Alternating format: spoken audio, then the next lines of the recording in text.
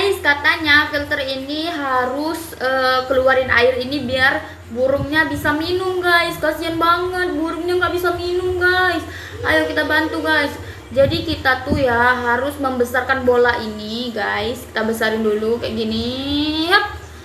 Kita masukin lah guys. Terus sampai 3 ya guys ya, biar burungnya bisa makan minum. Oke, lanjut sekali lagi guys.